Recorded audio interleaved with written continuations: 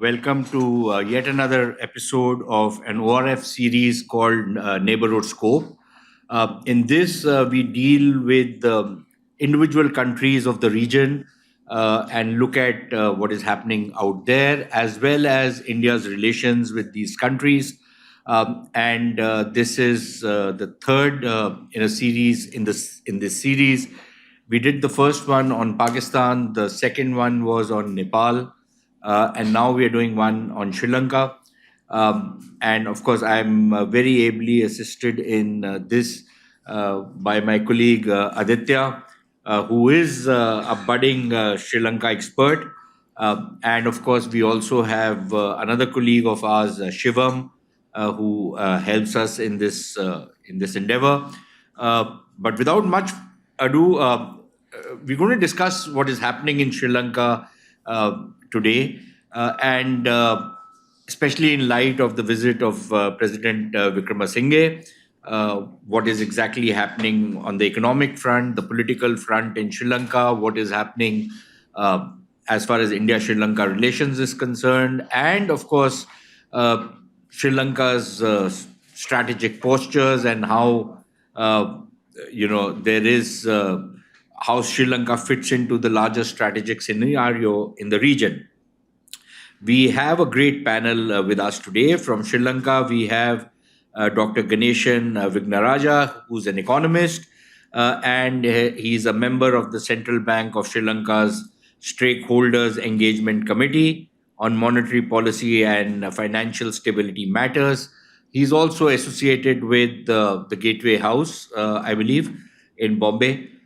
We also have Dr. Rajni Gamage, who's a postdoctoral fellow at the ISAS in Singapore.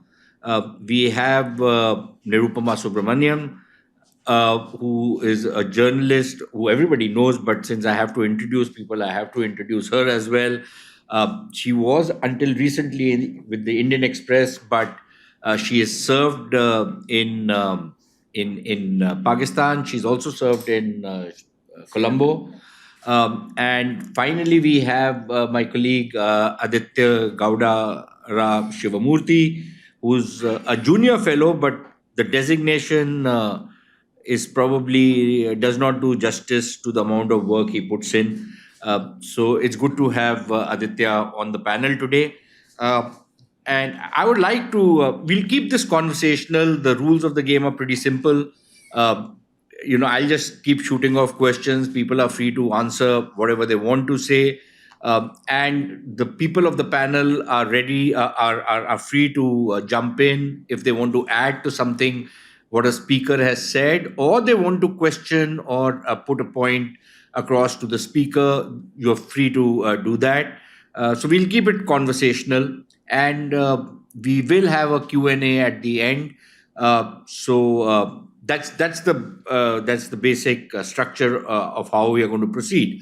So my first question is, of course, has to be, given the kind of economic turmoil that Sri Lanka has faced over the last year and a half, even longer, to Dr.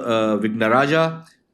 So my question is that now that the IMF deal has come through, and I was reading your analysis on the ORF website as well, a modicum of stability seems to have returned to the Sri Lankan economy. The latest inflation figures, give a lot of room for optimism. I believe it's down to about 13 or 14%. At least that's the weekly inflation rate. So things seems to have stabilized for now. But, we've had Sri Lanka, and I hate to make comparisons with Pakistan, but just for a perspective, Pakistan has been to IMF, I think now the 23rd time. Sri Lanka is 17 times, I believe. And clearly there is something wrong in how the Lankan economy has been run, that, you keep going back to the IMF. In Pakistan, we often hear politicians tell people that this is the last time we are going to the IMF, and 6 months later they go back to the IMF. Is this the last time Sri Lanka is going to go to the IMF, or is it that now that you've got breathing space, it's going to be back to business as usual? until the next time you are again going back to the IMF. Thank you very much, moderator. It's a real pleasure to be with the ORF crowd again. I've had the privilege of speaking a couple of times over the years and on different topics. Thank you. And so let me address a few points that you raised in your important opening statement. The first is the Sri Lankan economy is definitely in a better place to the dark days of July last year. And the inflation figure is one change. Inflation was 80% or so last October. We're down to 12% now. That's one. Secondly, the foreign reserve position has improved significantly. On the day we defaulted in April last year, the technical preemptive default, that is, we had 20 million in foreign reserves. Today we have 3.5 billion in gross reserves and about 2 billion in usable reserves, taking out the Chinese swap that we have that requires 3 months of import cover. You also see essentially the queues that have gone. We had these very long petrol queues that were there last year. I myself was in some of these queues, and now petrol is under quota. Petrol market is opened up, and I think Indian Oil will also expand here along with the Chinese player and hopefully an American and then a European player. And people are going about their daily business. The fly in the ointment is that growth has not picked up. The economy is still contracting. The last quarter figures for 2023 showed a contraction which was probably larger than what happened during COVID. And it's kind of what you would expect. This stabilization program can take time to feed through. So the growth side is one set of issues, and we're worried about, obviously, the risks that may come. And one set of risks is uncertainties around elections next year. We will probably have parliamentary, presidential, and local government. That's what I think may occur and what I think the political pronouncements are.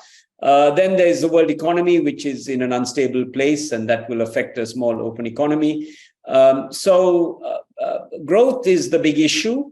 The second point I want to make is really about why we're in this mess. It's probably a combination of factors. One factor is economic mismanagement, not just during the previous government regime, and the fertilizer switch from kind of chemical to organic overnight, the getting rid of a lot of the sort of the tax reforms where they cut taxes dramatically, which dropped the revenue, not going to the IMF, etc. All this is there and clear. And the sort of lack of sort of direction towards a market-oriented economy more generally was there during the Rajapaksa era. And then on top of that, you had the shocks, COVID, you had Russia-Ukraine shock. The Chinese debt trap narrative is there. People talk a lot about that. That's a kind of partial explanation. I don't think that's the entire explanation. And I hope we will discuss that in more detail. The other bit of this is going back to the IMF again. When you default like this, typically countries, and you look at across the experience of, say, 100-odd countries globally, right, that have had default episodes, typically you have one default. You might have some progress and recovery, and then you might have a second episode of debt distress of some kind. So these things go in cycles. So in the future, I don't rule Sri Lanka not going back to the IMF in the future, down the line some point. My only hope is that it happens, a decade hence rather than in the next 2 or 3 years. And we have to give the Wickremesinghe government credit for the stabilization program that he has done. We also have to give him credit for some relative political stability where people can move around and really bringing the IMF on board. And the last point I want to make, and I shall stop there, is really that India has played a huge role in Sri Lanka, essentially after the default, providing this 4 billion, 10% of the outstanding foreign aid budget at any one time. But I think India really should go big on Sri Lanka. India should go beyond aid. And they should go really into a strong trade investment relationship. And I think this is the only point. Sri Lanka should not be a handout country. I don't think Sri Lanka is comparable to Pakistan. Pakistan is in a far worse fundamental economic situation than we are. And we are a small country. We are only 20 odd million. And with some aid and some good reforms and IMF tutelage and governance reforms, I think Sri Lanka can come out of this. And India should play a much stronger role in all of this. And that means bringing Sri Lanka into value chains where India is the flavor of the month. I think that should be services as well as manufacturing. That also means dealing with infrastructure, but also with local linkages being built for SMEs and things of that kind. Indian investment should not have the standard of Chinese investment. That is enclaves, that is entirely purchasing from China, that is Chinese workers. Indian investment should be high quality, what I think Mr. Modi would like to have, and what India should show the world as a model. And the third thing that I think should be very important in the Indian story is we should really be talking about now increasingly regional financial and monetary surveillance and early warning systems. East Asia has this, as we know, with the Chiang Mai initiative and so on. That is quite a bridge far. And I think India should play some role with Sri Lanka in putting some of these systems in place, which can then be offered to Bangladesh, Nepal, and anybody else who wants. And so I think, India, Sri Lanka has a bright future. Sri Lanka can come out, but it will be difficult and time consuming. I think, we have much to discuss. Thank you. I was first thinking of going to Dr. Rajni Gamage, but, Dr. Vignaraja has provided me with the segue to come to you, Nirupama, because he speaks about, how India has stepped up to the plate during the bad days when Sri Lanka was going through a lot of crisis. And we know something about the kind of debates which happened out here, on how best to assist Sri Lanka. Now, of course, this was part of the Prime Minister's Neighbourhood First initiative. But in your view, somebody who's lived in Sri Lanka, somebody who studied foreign policy of India, do you think what India has done is enough, or is there a lot more that can be done, including on some of the suggestions that Dr. Vignaraja has made? I would have thought that Indian investments, whatever there have been in Sri Lanka so far, were not of the Chinese variety anyways. They were pretty inclusive in that sense. And nor were they as exploitative or extractive. But what's your take on how India has handled the crisis in Sri Lanka, whether there was something else we could have done, and whether there is whatever else there is that we should be doing? Thank you, Sushant.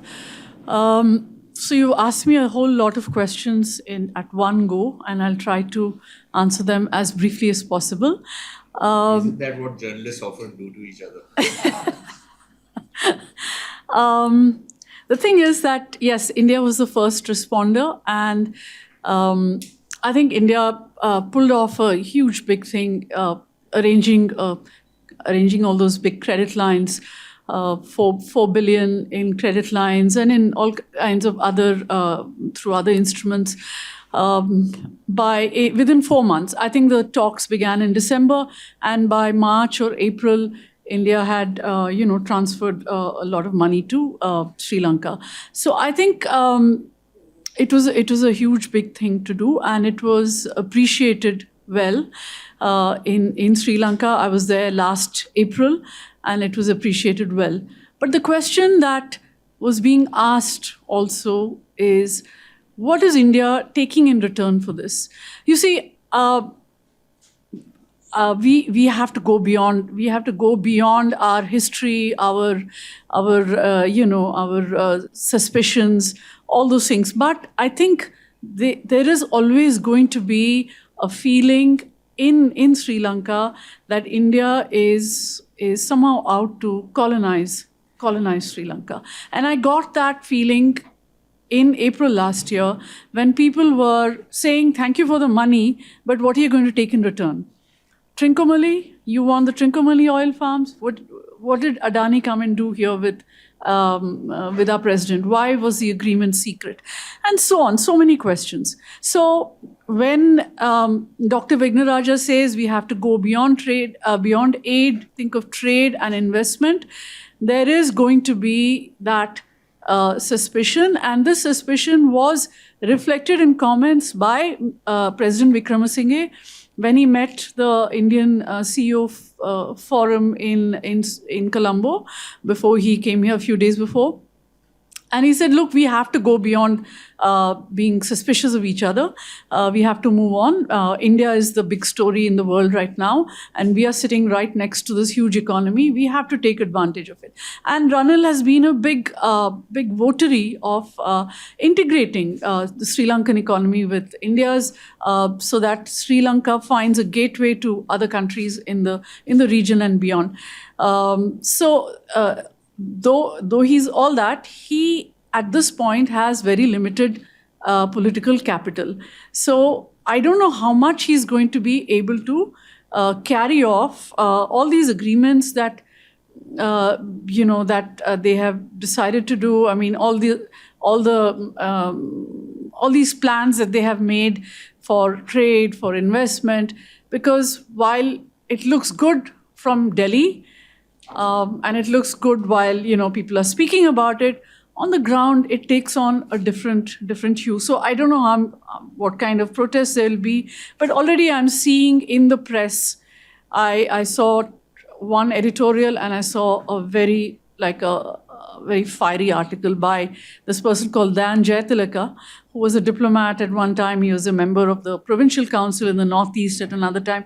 So he's been many different things, but he has made these questions. Have we sold ourselves now to India? Is what he's asking in that article. So there is going to be that. Then I don't know if you want me to take up the ethnic question now, or should I do it later? Yeah. Okay. So this is it. So there may be, what I'm trying to say is there may be limits about how quickly India can do and how much India can do, given the fact that Ranil does not have the political capital. He is dependent on a party that is not his, that is out to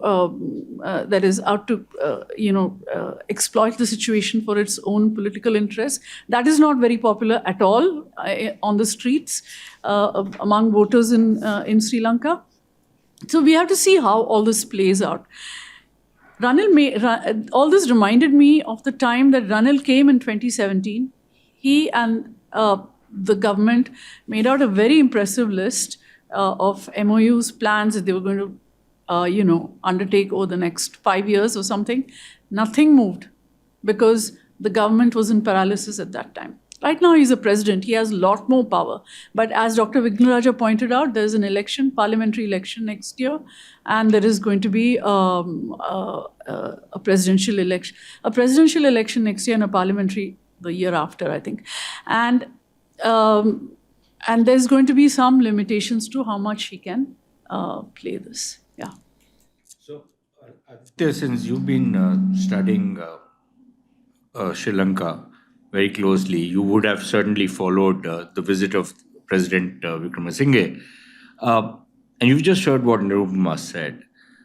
Now, how is the situation being looked at from the Indian point of view right now, in terms of how the visit went? Now, I know one thing, no visit is ever a failure, right? That's the standard operating diplomatic parlance.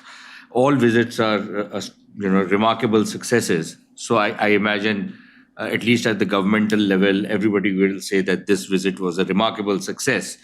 But as an independent analyst, how are you looking at the visit, the agreements that were signed, and of course, the deliverability of whatever was agreed upon in light of the kind of political uncertainties that are likely to be there because Sri Lanka is going in for elections. So how, from sitting in New Delhi, how is it looking? Thank you. Can you hear me? Yeah. Okay. Multiple questions. I'll try to answer them one by one. So Ranil's visit, President Ranil Wickremesinghe's visit to India was the first one after he sworn in as a president of Sri Lanka. That was precisely 1 year ago. And there were a lot of hopes that this will bolster friendship and explore new avenues of cooperation, which in fact, it did start, this new avenue of exploration, especially towards connectivity. I think the whole visit and its intentions boil down to two core aspects, at least looking from what Sri Lanka needs. It's economic recovery and economic connectivity. Both of them again intertwined. In terms of connectivity, Sri Lanka is and India are looking at maritime connectivity, air connectivity, energy, economic and financial connectivity, and also people-to-people connectivity. Overall, there is this expectation that both the countries will explore new routes for transportation, new investments in the port sectors, and energy projects, especially focusing on renewable energy, and also an energy grid that could help India and Sri Lanka have this trade. And also, there has been this agreement that both India and Sri Lanka can trade in Indian rupees, and also both of them agreed on having financial connectivity that's through UPI connectivity. But these have been the broader promises that have been made. But there also remains a lot that has to be seen, especially for the fact that two factors, which are the major bilateral irritants, were just mentioned, but nothing concrete was there to address them. One was the ethnic reconciliation issue, which Prime Minister Modi highlighted, and then again there was a second part of the issue, that is the fisherman issue, again, which was just said as this will be looked at in a human approach. It will be dealt with a human approach. Now, there's another thing that Sri Lanka was proposing. That's the innocent passage of Sri Lankan fishermen through India's EEZs. But now again, there has been very less that has been worked around this. What again, as Nirupama Subramanian said, that there is this problem of how Sri Lanka looks at India. Now, that also is crucial to see. One of the proposed project that was especially in terms of land connectivity, which has been proposed multiple times by both the parties, and both of them have shown some hesitancy in the past, is something that again has been discussed, and that is something that again both the parties have agreed that they'll only go ahead with it in considering their domestic situation and how the politics in the country takes place. Now, the land bridge project is still something that has to be decided upon, and so is the petroleum pipeline project. In terms of how India sees it, I think there is some optimism seeing how Sri Lanka will reciprocate to India's assistance that it has provided, both bilaterally in terms of 4 billion assistance that India provided, and also the the major multilateral assistance that India provided through IMF, and also negotiating with the Paris Club, and also with the rest of the Quad members. So there is some hope that Sri Lanka will be more sensitive towards India and Indian sensitivities and Indian security concerns. And on Sri Lankan side, I think there's also some calls to integrate further with Indian economy. Now, although there have been some concerns towards what India's intentions are, there have also been some voices which have said that we need to integrate broadly with India for the very reason that India has its own significant geostrategic leverage today. And the second thing, that India is doing greatly in terms of its economy, in terms of its technology, which will be beneficial to Sri Lanka, which is right next to India. And also the third fact that India is, having some success in terms of connectivity with its BBI and neighbors, that's with Nepal, Bangladesh and Bhutan. I think there is some optimism within Sri Lanka that it can also get something from this. And precisely that also is one of the reasons why the energy grid project, there are hopes that once Sri Lanka and India get this energy project done through, there might be hopes of connectivity to the rest of the South Asian countries when looked from Sri Lanka. Now, there's also hope that this will make Sri Lanka more self-reliant rather than approaching IMF again and again. It will be helpful for Sri Lanka that it can reduce its dependence on US dollars. It will reduce its dependence on exports and make itself more self-reliant. But there are challenges which both India and Sri Lanka see. Again, as I said, one is the domestic politics of it. Both the countries continue, especially in Sri Lanka, there is this anti-India lobby that keeps on consistently working. Although it's a bit silent considering our aid in the recent 1.5 to 2 years, but there is this concern of how the domestic politics might turn out, especially considering that the elections are due in next year. The China factor will always be in there, but what has India shown with this recent move, that India is willing to overcome its hesitancy. It is willing to invest more in terms of connectivity projects. But this is something that's been a bit different from in the past, because India was hesitant considering that what's happening in the northern province or the eastern province, or even that China is consistently investing more in Sri Lanka. Though the Sri Lankan political class had always played this card that India is not investing enough. Now India has tried to overcome this hesitancy, but considering the facts that there are still some irritants, the trust level is not up to the mark.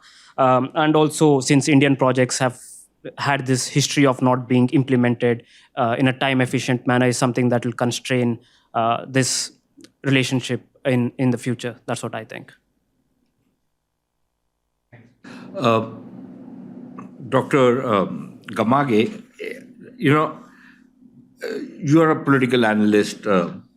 So carping sounds are par for the course. We are democracies. We in India are much louder democracy than you guys are. You are a lot more understated compared to us. But there will always be these critical sounds which are made. But how broad-based is the support in Sri Lanka for a policy of deeper engagement with India? And since I'm into asking multiple questions, I think I'll throw a multiple question kind of a thing at you as well. So one is, of course, this: how broad-based is this? Is the support which even Dr. Vignaraja was talking about, that there will be elections and then there is uncertainty, but that uncertainty is only going to be there if you have political parties which are not in favor of a close engagement with India on the economic or the political or the security front. Otherwise, it doesn't really matter. So one is that, but related to it, in the political economy of going into an IMF program, the kind of measures that economies have to take to conform to the conditionalities that the IMF imposes, and they inflict a lot of pain. And if you're going to go into elections next year, do you see that there is a kind of a political consensus around the IMF program and the reforms that the IMF is insisting on? Or are there political players who are going to fight election on the platform that, once we come into power, to hell with the IMF, we'll go our own way? That kind of demagoguery is par for the course again in politics. How do you see the political field in the next 1 year going into elections? Well, I'll first start off with thanking the moderator, my panelists, and ORF. This is my first time speaking here, so I'm very happy to be here. In response to your question, sir, I think I would maybe invert the questions a little bit, because I think maybe the first question can be answered a bit more clearly once we kind of grapple with the second question. And that is that we need to understand, or one good way of understanding what's happening in Sri Lanka right now is to politically and socially contextualize the reforms process that is being rolled out in Sri Lanka. And then this in turn needs to be, contextualized against the people's protest that took place last year. The crisis of last year was essentially understood as a governance crisis. And so when the people's protests took to the streets last year, what this revealed was that the government, that there was a deep democratic deficit of the government of Sri Lanka. And what the protesters were demanding for was a system change that addressed some of these deep structural governance deficits. And so we need to, I think, keep that very much firmly in mind, that there was an organic people's uprising and pressure on the government to address some of these deep structural deficits. I think once we have that at the back of our mind, it's very useful to then kind of give a diagnosis on the relative success or failure of the government's current reforms program. And the government's reforms program too can be understood in kind of three layers. The first is that the reforms process is widely understood as a set of conditions that the government has to, carry out so as to qualify for the IMF bailout package. So there is that layer of that. And at that layer, I think that the reforms that the IMF is requesting is very technical. It's a very cookie cutter kind of approach that has, fair enough, evolved over time to take into consideration things such as social security nets and such. But there is that level of technical reforms. At the second level, I think we can understand the reforms process of the Sri Lankan government as something that is political. So there's an interpretation that some of these reforms can be used by a government in power to further consolidate its position of power. And then the third layer at which we can understand these reforms is that some of the reforms that the government is pursuing are in response to the democratic deficit that the people's protest revealed last year. And so I think once we kind of understand these reforms at these three levels, and particularly the last level, of the government responding its reforms to the democratic deficit is important, because I think it reveals the lack of local sensitivity that sometimes IMF programs lack. So then sometimes when we see the reforms that the government is pursuing, they are not always in response to the fiscal or governance reforms that the IMF is requesting. And I can talk about one of these examples later, called the Janasabha, a model of participatory democracy that the Araga layer, the people's protests asked for, and that the government is currently trying to, roll out. So I think having these kind of three layers of why reforms and how reforms are being carried out in Sri Lanka gives us a good indication of the degree of success that these reforms can have, and then the degree of opposition that these reforms can face. And then I'll address the kind of two aspects of opposition that we can anticipate on reforms. The first is the political opposition that we can expect. So this is coming back to your second question. I think it's very fair to say that a bipartisan consensus across the political parties is almost unthinkable at present. Political opposition parties, especially the main SJB, the NPP, which is increasingly popular, or even the smaller parties, we do not see consensus building happening on any significant scale. There's a lot of political opportunism and fighting for each other's interests. We also see a lot of political infighting within the government itself. And so while we have this narrative of stabilization in Sri Lanka, I think that there is some credibility to that narrative. We have to ask stabilization for whom? There is an increasing sentiment within Sri Lanka that stabilization is benefiting a particular class, that the burden sharing of the economic crisis and the IMF reforms in Sri Lanka is not fairly distributed among the different sections of the people. So there's this increasing feeling of the government implementing these reforms in a way that is not just or fair, and with increasing burden on the working classes and maybe lower middle classes.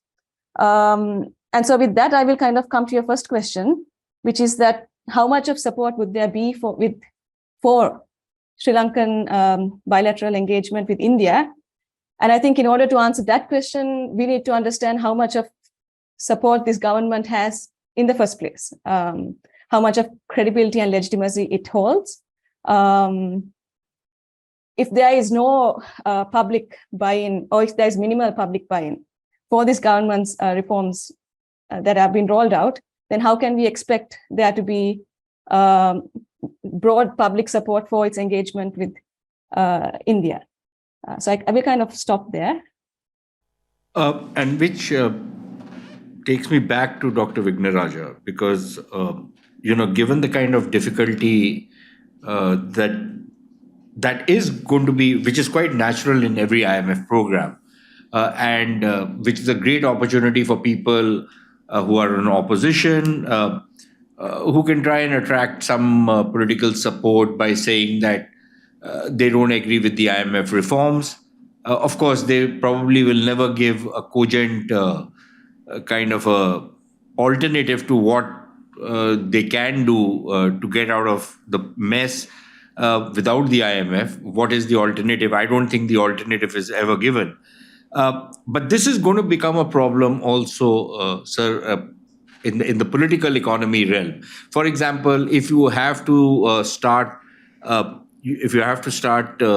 taking on some of the public sector units, the behemoths, I don't think there is as yet any agreement on reforming the electricity corporation or the petroleum corporation, and many people see them as fundamental to any kind of a reform if the public sector has to improve, not just the Sri Lankan Airlines or some of the other big PSUs, but without the CPC and the CEC going in for reforms, how does reform actually take place?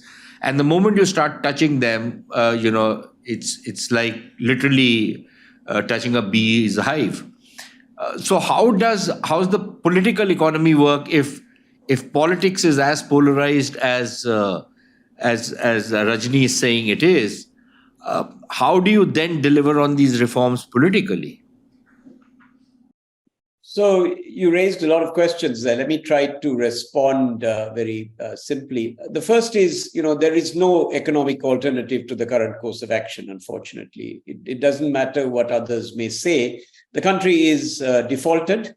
We owe, depending on the estimate, 50 billion in foreign debt. By the way, that has to be paid off in the future, regardless of the haircut we have, right? So that has to be paid off. And for that, we have to generate non-debt creating foreign exchange, right? Through tourism, through exports, through remittances, and so on. So that has to be done. I mean, there's just... Can I just interrupt you? Is there any thinking of going in for debt restructuring, reprofiling? Yes, so that's happening right now. So here's an interesting thing. So this is not a standard IMF program that we're in, right? Because we defaulted. So two things happen. The first is, as a condition for the IMF program, you have to begin conversations with your creditors. Okay. And Sri Lanka has had those conversations. They're still ongoing. There's no deal. In principle, we've agreed there will be some consensus to be coming, but there's no deal, right? And foreign creditors, naturally the private ones on which we owe the most of the debt, not to China, are very reluctant to take a haircut, right? And this is common not just in Sri Lanka. You have it right across the world, right? So there is a series of difficult conversations happening there, right?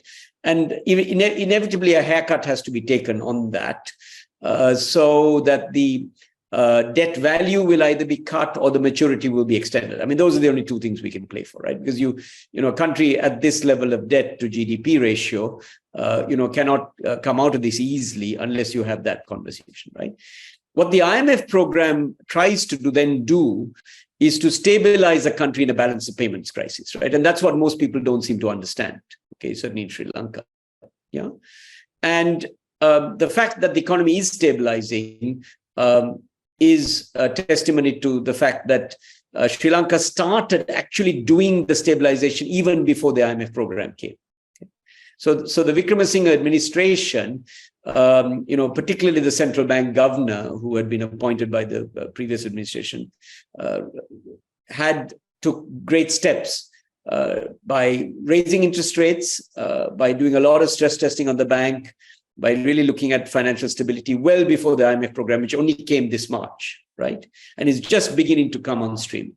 Now, that was partly done to pacify the IMF and to ensure we get the program, but also to sort of give the creditors some confidence that if they take a haircut, that they will get paid even that amount. Yeah. So this is much more complicated, right? So I was one of those who were arguing for us to go to the IMF early while we had some reserves. Yeah. I hope that clarifies that point. Yeah. Now, if the NPP or SBJ or any alphabet you want to talk about comes to power next year, they will have no alternative to continue. Otherwise, the country will become unviable and go into this series of mini defaults I talked about. Yeah, because there is just no petrol in the tank, right? Let's just be really clear of where we are in this thing. We are at the lowest point we've been in 75 years of independence history. So I share the idealism of people wanting change, and I myself would subscribe to some of the change. The point is that I'm a pragmatic macroeconomist, yeah? And there is just no alternative. We have to stabilize the country. We have to try to avoid a series of mini defaults, which could be our fate if we don't get our politics right. And in all of that, we're going to somehow have to generate foreign exchange. Okay, so I want to try to answer that point. Yeah. Now, the lack of political consensus is absolutely true, and Rajni is absolutely right that they're talking apples and oranges. And people are acting in self-interest, and it's a mess on that. What I have argued for in a recent op-ed that I wrote for the Sunday papers is that those who propose alternatives really have to come up with costed programs, right? Because no longer can we go for unfettered borrowing from China or anyone else. Yeah, we have to go for costed programs with a very detailed explanation of costs and benefits. Okay, of what is to be done. And in my view, as an economist, we cannot continue the state-led model of economic development that we have done for decades, which has failed. We give free health, free education, free subsidies, very small tax base, reluctance to pay tax. Very large public sector. This kind of model just cannot continue anymore, particularly because we've defaulted and there is 40 to 50 billion of debt to pay down the line, including to India, by the way. Right? So we have to have fundamental transformation. Now, that is not there so much in the IMF program, right? So what that requires is a domestic reform program. And the best of these is really homegrown, right? When you look at experience across the world and, when you look at all the countries of the world, you have a homegrown reform program that is in place for two governments at least, right? And that is the challenge we face. And so when I said India should go big on Sri Lanka, my two things would be, one is the 4 billion was great and I think very welcome, but India should put more down. In another piece, I've argued that India should put something like 20 to 25 billion in Sri Lanka in consultation with the IMF. Okay, that is the kind of money that is needed, really, if we want to come out of this kind of thing, right? And India shouldn't do it alone. Okay, and I'll be really clear. India doesn't have, in my view, the mechanisms yet to take on a neighboring country, even as small as Sri Lanka, and save it economically in this way, because you haven't structured yourselves yet. And we can talk about that if you want to. And I've written separately about that, which I particularly care about, a regional safety net. India should be at the center of it, but India shouldn't do this alone. And we can talk about that, right? The second thing that I think we have to try to do is to get the IMF to play the bully boy in supervising the reforms a country like Sri Lanka should do. That way it takes away from India. And look, I think this is terribly important. And by the way, this is not just, IMF is owned by all the countries that are helping us, including China, by the way, in that ownership of the IMF. And all the countries should take responsibility for bringing a country out of Sri Lanka, out of thing. And Sri Lanka's thing is doable, right? It's doable. We also have to do a lot on the education of the people in Sri Lanka and the politicians to sort of say, look, if there are alternatives, please come out with what those are and costed and so on. And the last point about the youth insurrection and, the Aragalia last year, it was a spontaneous movement that came from ordinary people suffering. My neighbors, young people, everybody joined to basically do this kind of big protest, right? And, it's something we have not seen in Sri Lanka's history. It was really quite a big movement for change.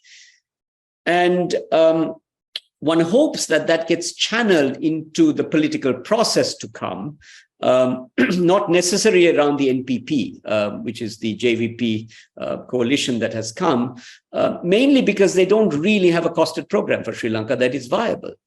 And, I think whoever comes to power next year will suddenly find out the economic mess we're in, right? Now, the risk, if India doesn't go big on Sri Lanka, is that, let's say it were an NPP government, they may look to China. And that, I think, would be a disaster for Sri Lanka, because China will be ambivalent about Sri Lanka. China does not want to be associated with a failed economy. Remember, we're talking about, somebody that is wanting to challenge the United States for global supremacy.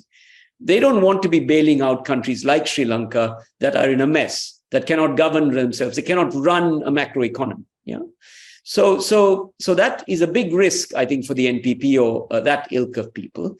The SBJ people will be there, and one is unclear what their program is. I cannot see how they and the economic team can accept anything less than what the current government is doing. Yeah, but they want to say that they will do it better and so on.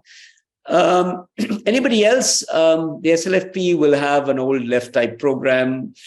I can't see this. So I don't really see much that is doable. Now, of course, we may take a very strong left program. We may say we want to do homegrown solutions, something Rajapaksa plus. But then we will have a failed economy, for years to come. And that will be a big problem for India, which is why I talk about India wanting to partner with the IMF. Let me just stop there and happy to deal with any questions. And I've deliberately stylized in what I've said, because I think this is the nature of the debate we should be having. Thank you. Let me just come back to you on the basis of what Dr. Vignaraja just said. And again, my question is going to be limited to the issue of reforms, because I don't see how Sri Lanka can come out of this crisis without very deep structural reform. And deep structural reform is easy to speak about in a very glib manner, but very, very difficult to implement on the ground, because you have decades of vested interests which are going to get disturbed. So the question is, if those reforms have to come, because without those reforms, you are going to be in that vicious cycle of going back into a default or a bankruptcy situation. But going in for those reforms means imposing burdens on people. And as you very correctly yourself said, that who is going to bear the burden for the reforms? And so far, we've seen that the rich and the privileged haven't really borne the burden of the reforms. How do you make that happen in the current political context? Is that even a possibility? Or is it that it's a given that a disproportionate burden of these reforms will fall upon the poor and the middle classes? Yeah, I think that's a very good question that maybe has no easy answers. Just off the top of some of the conversations that I've been having with some colleagues is this issue of elite politics. And when we study elite politics and how it is conducted in moments of crisis like this, I think the Sri Lankan context is kind of an interesting space to observe in that front. I think the fundamental question that needs to be asked in response to your question is what degree of elite consensus or what degree of elite bargaining is possible right now. And when we talk about elite, we talk about those with the highest proximity to power, so political and economic elite. And diagnosis that, from my perspective, or of some colleagues with who I share this perspective, is that there is no semblance of any elite consensus being formed in the current context in Sri Lanka. And in the lack of such a consensus being reached, I think that what we can see is a lot of political infighting, a political opportunism taking place, and a lot of interests being attempted to be protected. In the middle of such contests, it is very unlikely to think that the interests of the less fortunate or the less powerful would factor into their calculations. And so I do not see a lot of hope for a more fairer burden sharing to come from the top. If at all the calculation is to be changed, I think that there needs to be a lot more pushback from civil society, from trade unions. And again, I think I would agree with Dr. Ganeshan on the fact that there needs to be a lot more maturity and political education within these groups as well, to not look out for their factional interests as well when it comes to civil society, when it comes to trade unions, when it even comes to some of the groups within the people's protests last year. We have sometimes seen them thereafter assume factional interests. And so my answer is not very optimistic. I don't think that there's going to be any fundamental change in these power imbalances and inequalities that we see in Sri Lanka at the moment. But I do believe in human agency, and I do think that there can be a push from below against some of the reforms that the government is trying to push, and to push back against the narrative that this is the only way in which things can be done. It can be done in a more fairer manner. It can be done in a more democratic manner. So that is my answer, yes. Nirupama had said something which has been kind of rankling in me when she said that A lot of people, or some people at least, in Sri Lanka say that, okay, so India has been helping us. What's the quid pro quo? What's India getting in return? I want to turn this question around on China. Do they ask similar questions when they go to the Chinese? There seems to be, at least among this section, a sense of entitlement on what India needs to be doing or what India is getting in return. But are similar questions asked of China? Number one. Number two, again, on the reforms issue, that if the reforms are going to be so difficult and the Chinese come bearing gifts, and the pun is in the entire sentence, for a politician, the easiest thing to do is to say, okay, fine, let me take this, let me bide my time, and let's see what happens in the future. That is pretty much what could happen going forward, because I think it's a fact that we don't have the kind of deep pockets that the Chinese have. And the Chinese could go, bearing those gifts. And then there would be temptation among some politicians to say that, okay, fine, let's get out of the IMF program. At least we'll have a couple of years of, relatively easy times before the bad times hit them again. What's your take on how this thing can unfold? What are the dynamics of this taking place? Okay, thank you for this. One thing that I sense, from what we have or what we assess from regular commentaries or from people that we interact from Sri Lanka is, one, yes, there is scrutiny for India for obvious historical reasons. That's just not the issue of Tamils, but that's also something that dates back to centuries ago, when the basic narrative of the Tamil rulers, the Cholas, coming into Sri Lanka, which is still something that a lot of Sinhala population carries as a burden, and something that represents mistrust for Indians in a broader sense. So that kind of mistrust has been there, and it's always been there on what India wants in the country and what India's intentions are. But we don't sense such kind of criticism when it comes to China. Now, obviously, there is some acknowledgement within the several elite and political class of Sri Lanka acknowledging India for its assistance, thanking India for its assistance, but it also comes with some scrutiny. But on the other hand, there is some criticism for China on the sense that it hasn't done enough on the terms of bailing out Sri Lanka or helping it out of this crisis. But there is not much scrutiny on that lines. In fact, this scrutiny has been something that has been directed towards the political elites for what they have done, for mismanaging the economy, rather than China getting blamed for consistently lending to Sri Lanka on unsustainable interest rates, on huge commercial interest rates. So that kind of skepticism doesn't exist for China. Now, that also has to do something with the amount of public diplomacy, the kind of public diplomacy that China handles with Sri Lanka in terms of its political elites, its political party to political party interactions, and also the interaction that it has with the broader elites of the Sinhala community, including the monks, the monk class of the Chinese, of the Sri Lankan society. Now, that's one part of it, and the second part of it is also, yes, in fact, although there is less scrutiny for China, we still see China making inroads.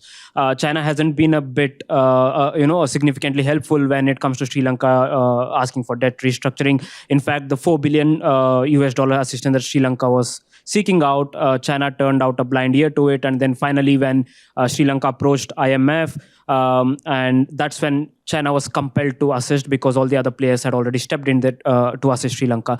What China did was offer, a 2 years a debt restructuring process, when other countries were offering, like India was offering 12 years or 10 years of moratorium.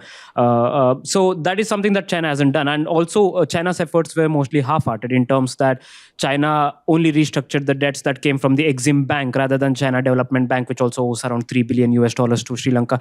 So overall, this kind of passive assistance, whatever China is providing to Sri Lanka, but it has not been subjected to the scrutiny that India has been expressing, or that India has been witnessing. On the other hand, I think China is continuing to make inroads in terms of although the assistance has been very less, but China has already made its investments in terms of post IMF bailout. China has come out with the with the Sinopec investment for $100 million in terms of establishing and operating some fuel stations, and also the China Merchant Group is also trying to invest around $400 million into the as a modern logistics center in the Colombo city and Colombo port, and also Sinopec is continuing to negotiate on a refinery in Hambantota. So China has not been subjected to that scrutiny, and also to sum up, China is continuing to invest in Sri Lanka, hoping that or at least in a belief that nothing has changed in terms of how elites pursue China as a lender or also as a part of its economic recovery process. Before we go into the Q&A, the ethnic factor has always been a very important factor in the India-Sri Lanka relations. And I'm sure it still is. Apparently, that was one of the issues that was discussed during the visit of President Wickremesinghe. But my question is that, at one level, India is reaching out to Sri Lanka. We are trying to do whatever we can to bail them out of this current crisis. At another level, we see that within India, the Tamil politics, we see BJP, for example, making big inroads, or at least trying to make inroads into Tamil Nadu. They're doubling down on trying to, that's one state that has been outside their grasp. So they're trying to make a big play for it. And clearly, if there are going to be that ethnic factor is going to come in, how does the BJP then balance their politics in Tamil Nadu with their geopolitics in Sri Lanka? Is that possible? Can that play out? Will it not be a factor? What's your assessment of that? So today, as we speak, is the anniversary of Black July, which was the big anti-Tamil riots in 1983. But the thing is, what I'm saying is that this is a question that has not been resolved to anybody's satisfaction in Sri Lanka. And it comes up, it is there in the background all the time. And in India-Sri Lanka relations, it has been sometimes right on the top of the list. It has moved slightly below. It has not figured at times. And this time you saw that it was not in the official documents, and in any of the agreements or in any official parcha that was signed by both sides. But you saw that the Prime Minister made a very specific reference to the 13th Amendment and how India would like to see that implemented and the whole matter resolved, and peace. He used the words peace, dignity, justice, I think, if I'm right. And then the Foreign Secretary also held a separate briefing where he mentioned that this is very important for us, that this remains important. Now, it is interesting also that Stalin had a statement. He wrote a letter to the Prime Minister in which he front-ended two issues. One was that of Tamil fishermen getting arrested as they go across into the, they are encroaching into Sri Lankan waters all the time, and they get arrested. And Stalin wrote about that, saying that this is an issue that has to be resolved. And second issue that he talked about was Kachativa, the return of Kachativa. Now that's an emotional issue, and he seemed to say that this is something that will actually resolve the fishermen's issue, which I'm not so sure, but anyway, he said that. And then in the end, towards the end, he mentioned it kind of vaguely. I don't think he mentioned the words 13th Amendment. He said that the Tamil, demands should be met. So you can see on his list, it's coming not that much at the top. So will this become an election issue in Tamil Nadu? I think the fishermen's issue will be big in Tamil Nadu. It is big in northern Sri Lanka because northern Sri Lanka, the fishermen in Jaffna, they see themselves as 100% victims of Indian encroachment. And it is true that Indians are encroaching. They are fishing all the way up to Trincomalee. They have no business to do, but this is the result of following unsustainable fishing practices on our side. There's no fish on our side, so they go where the fish are, and they're using all kinds of unsustainable practices like bottom trawling and all that. And I think India should really pay attention to what is happening there on that front. Chinese also doing? Aren't there Chinese ships out there? I'm not making a comparison. I'm just trying to ask. Because one's heard a lot of complaints about Chinese fishing trawlers and stuff like that. No, I don't think in that area there are the Chinese are fishing. It's the Indians. It is Indian big boats from India doing bottom trawling and well into Sri Lankan waters. Kachativu, then the Nainativu, Analativu, all those islands very close to Jaffna, islets very close to Jaffna, are all facing this aggressive practices by Indian fishermen. So this issue, more than 13th Amendment, is, I think, going to figure very much in the elections, and I think for a reason, therefore, that there was not much of I think there was a closed door. There must have been a closed door mention when President Wickremesinghe visited Delhi, because the Fisheries Minister Douglas Devananda was with him. I'm told that he met the NSA, he met the Foreign Secretary, and I don't know if he met the Prime Minister, but there has been some discussion about it. But to what extent they managed to resolve it or anything, it's not very clear. So if somebody decides to make 13th Amendment an issue in Tamil Nadu, any of the groups, any of the fringe Tamil, Tamil pride kind of groups in Tamil Nadu, then it may come up. But right now it is not. But it is a live issue. It remains a live issue in Sri Lanka, and also you saw that India is slightly nervous that China is making inroads into what India saw as kind of its turf in a sense, northern Sri Lanka. You saw the Chinese ambassador, I think it was last year or year before last, he went and he prayed at the Nallur Kandasamy temple. He was bare-chested, he was wearing a white veshti, and he was up there, he was praying. So I think those things are rattling India a bit. The fact that they awarded some contracts for renewable energy projects to a Chinese company in the north, in one of those islands, that is also rattled India. So, if one looks at it as a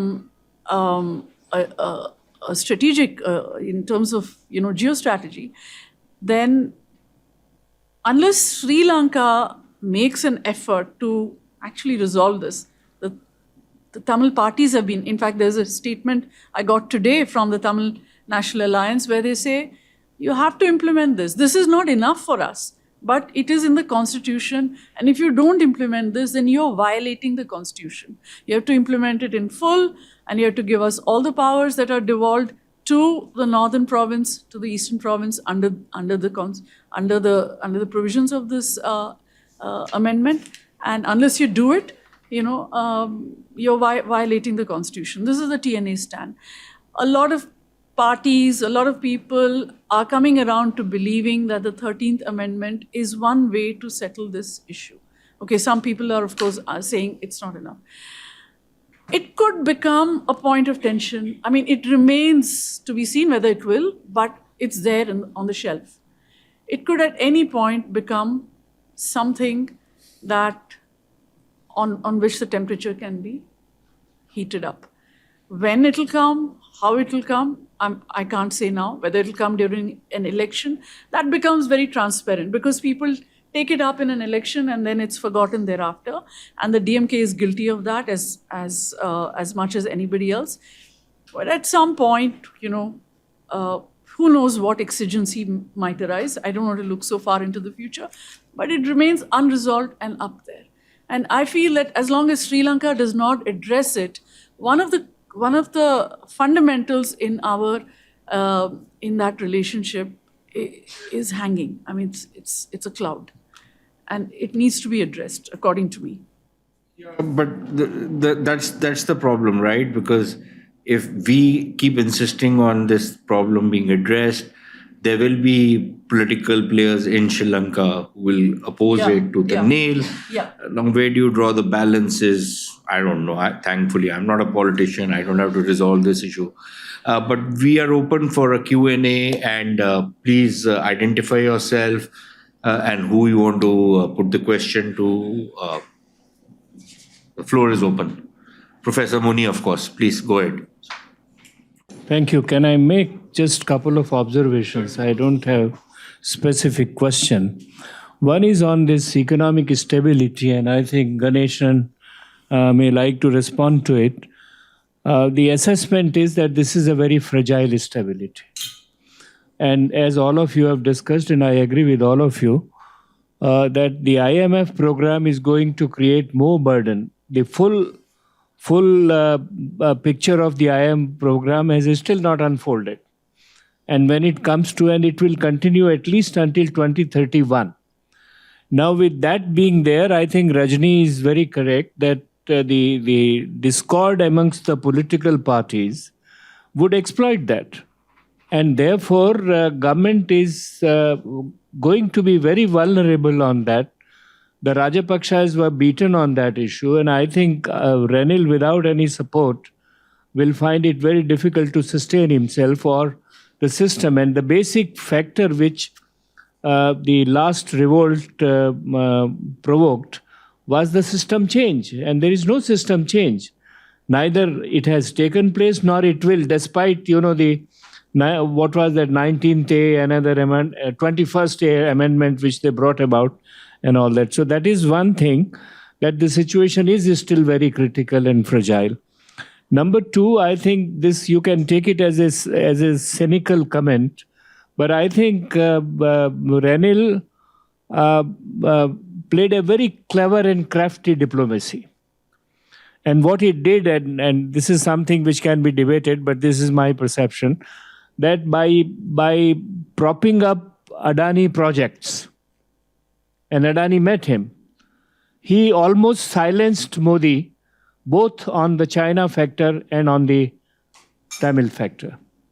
I know that some plain talking was done when Doval and Jaishankar met, or even maybe Modi himself might have said, but the fact that Ranil gave assurances that Adani would have a free field, I think Modi accepted that that's what it was. So it was essentially an economic discussion, largely because Ranil so wanted it. Now, Ranil knew that both on China and Tamil issue, Indians have sensitivities. So he made a statement in France that we would not allow China to have bases against India. But this is a statement they have been making always. And yet Gotabaya totally ignored that. And even Ranil ignored that in terms of the surveillance ship, which was allowed during the Ranil. So this is mostly, a protocol position which they had taken. Lastly, Sushant, in many of your questions, you are all the time asking for comparing India, China, how the Sri Lankans look at. Let us be very clear. China is perceived in Sri Lanka as a friend who comes at the time when they need it. India is perceived as a friend only of the Tamils. And don't forget, Sri Lanka is, all said and done, a Sinhala establishment. And they don't like it. Therefore, what Nirupama said earlier is absolutely correct, that they doubt you on everything. And the question of, therefore, economic integration, what economic integration? SIPA was, dragging on for years. And now it has been dumped into the sea. And they have made another economic and technical kind of a formulation, which again, nobody is seriously talking about it. So Sri Lanka has a big question as to how close to India is not too close. And the question of integrating these two economies, which I think the last visit, Indian side is saying we have done a great thing, is hogwash, all said and done. Have any comments or Dr. Vignaraja to what Professor Muni just said? Please go ahead, sir. As always, Professor Muni has very clear thinking, and I want to say I acknowledge that.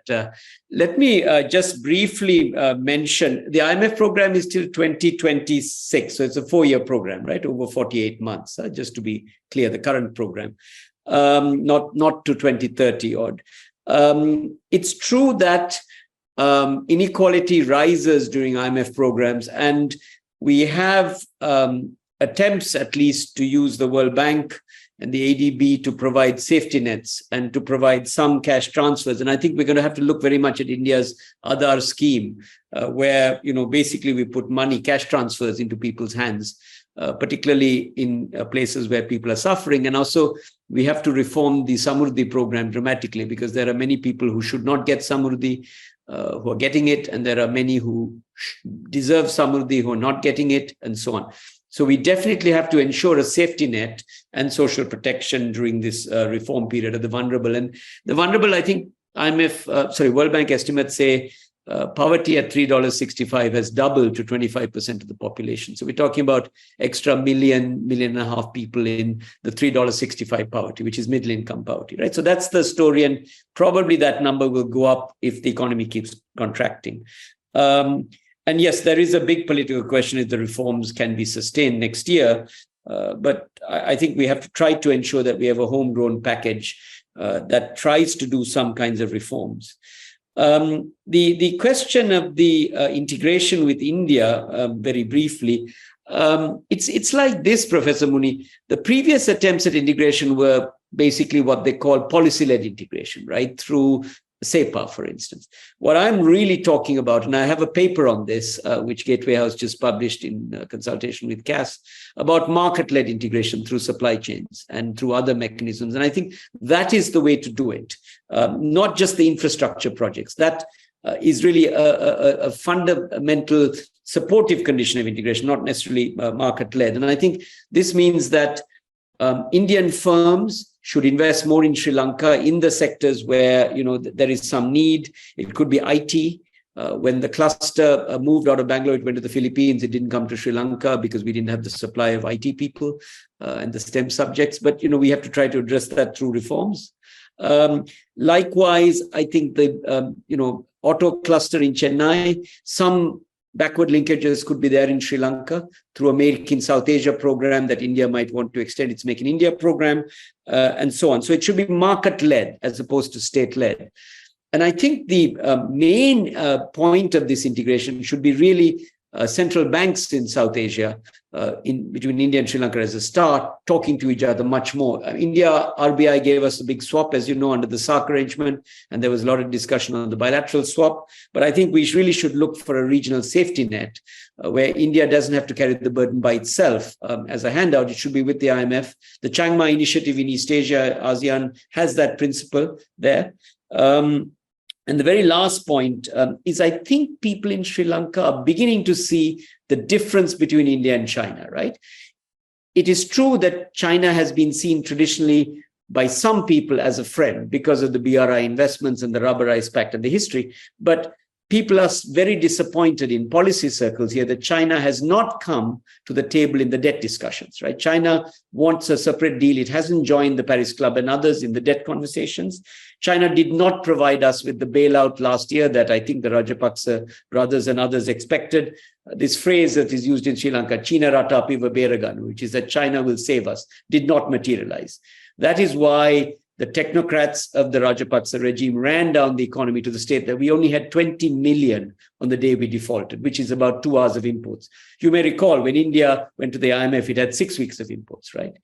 Nepal, with 4 months plus of imports, is going to the IMF. Bangladesh with 3 months plus, right? So the economy was ran down because of this premise that China was going to save us. And China did not come, either in terms of bringing us the money to keep the economy going, and the PBOC swap that we have is not usable because it requires 3 months of import cover, which we don't have. And then China is outside the debt conversations at the moment, even though it did give that letter of assurance so that we could begin the IMF program with some creditors. So those are my points. I think there is something changing. And my appeal to India is that Indian money should really be private investment in opportunities that are useful for India. Second, Indian government projects should be there for a very high standard and provide people with the sense that Indian investment pays off. That's not to say past Indian investments haven't been good or Indian aid hasn't been good. It's just that you should have a much higher standard.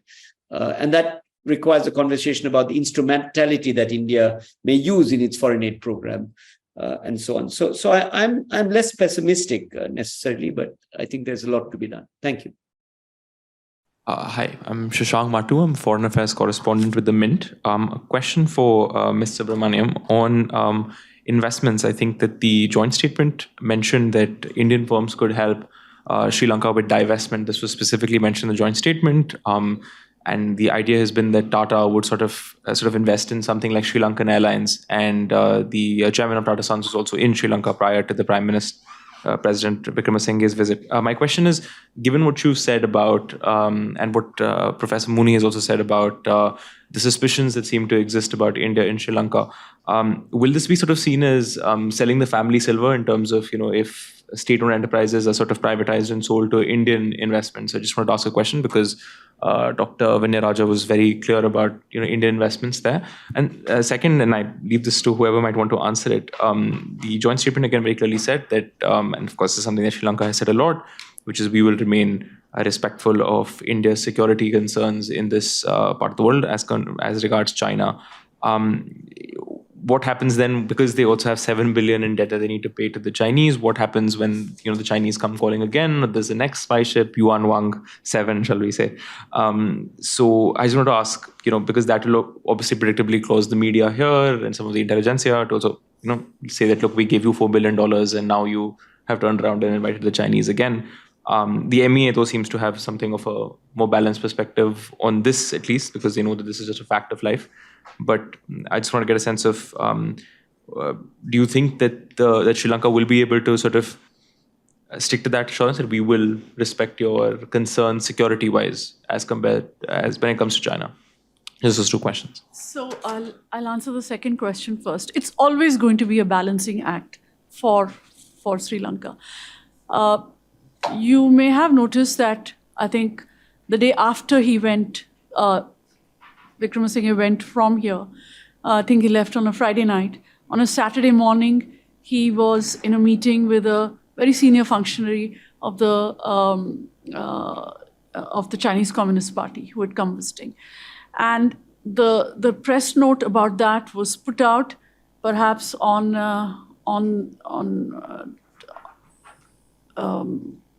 Sunday morning. I'm not very sure when it was put out, but I think maybe it was on Sunday.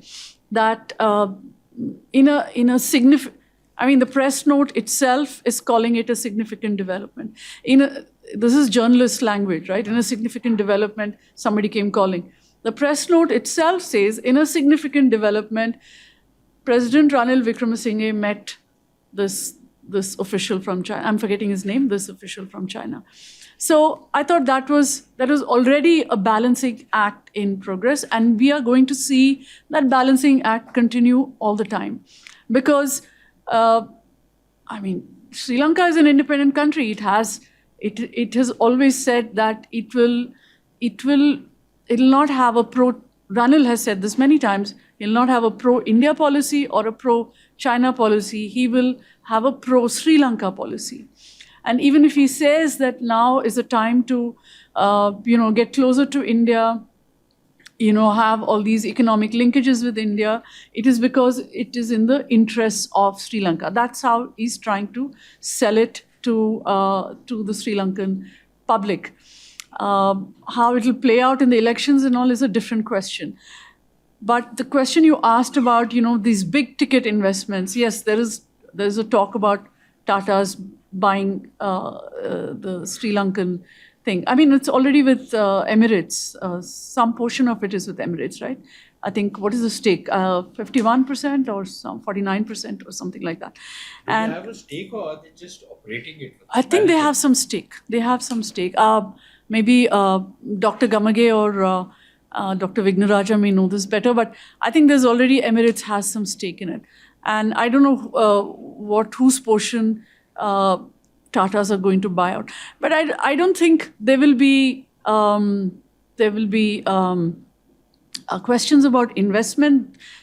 HCL already has a huge operation there, right? It has, and it is expanding. It has provided a number of jobs. A lot of many Sri Lankans are employed in it. So I think where India might undertake something that provides jobs, that benefits people, I don't think it's going to be necessarily opposed. I don't think Sri Lankan has stopped being seen as a family silver for some time now, for about 20 years perhaps, because, as I said, Emirates is already part of the game.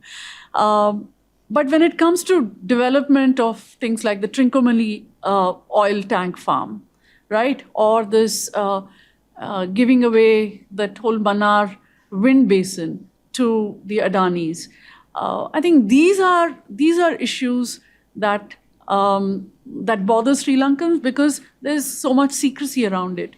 There isn't enough discussion. The Adani trip to tie up this particular package, all done in secrecy. It came out weeks later that this has happened. And then you saw that the gentleman who was in charge of this whole project, then he came out and said, I was under pressure to okay it. So these are the things that bother Sri Lankans, and they want more transparency in their relations with India. They don't want opaque agreements. They want it a bit upfront, for both sides to be clear as to what is the agreement and for what purpose and how it's going to benefit Sri Lanka, right? I think that's where we are, and it hasn't happened that that both sides have been upfront. In fact, the 1987 agreement between India and Sri Lanka is something that people have said we should scrap it. It's completely not in our interest. We should scrap it, and we should scrap the 13th Amendment as well, because the 13th Amendment flows out of the India-Sri Lanka Accord. And they should. There was a whole movement to get the 13th Amendment out of the Constitution. I mean, it's died down now, but there was that thing, and it could start again. So, yeah. We have time max for one more question if there is any. Otherwise, can I just make a minor clarification? Sri Lankan Airlines is 100% state-owned enterprise. Emirates stake was Emirates withdrew from. Can't hear you. Sorry, Sri Lankan Airlines is 100% state-owned enterprise today. It's not owned anymore, but with the stake from Emirates. It's had a management contract. That has also gone. That's also gone. It was You had a the question. Rajapaksa time. Yeah. Hello. Okay. My name's Chris Holderos from the British High Commission. Thank you very much for the panel. My question is about India and how it works with partners on Sri Lanka and I suppose general sort of regional stability. But there was a lot of discussion about the role of the Quad vis-a-vis organising the IMF bailout. And I just wondered whether any of the panelists had reflections on how important the Quad and other partners are to India's strategy. Thank you. Thanks, Chris.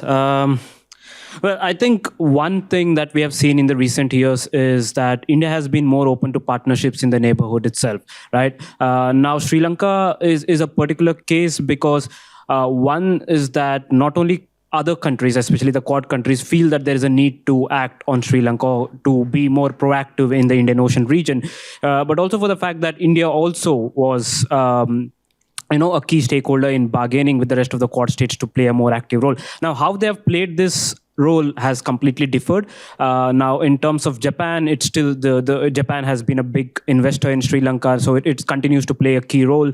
In fact, the Japanese foreign minister was in Sri Lanka, I think yesterday or day before, and then there are continued negotiations about these renewed investment opportunities and what can Sri Lanka do to guarantee that Japanese investments won't be harmed or won't be discontinued just because of a change in the regime. Now, in terms of India, the pretty much panel has been based on what India intends to do. So let's not get into that, but I'll probably say what US has done. So US has also played a pivotal role.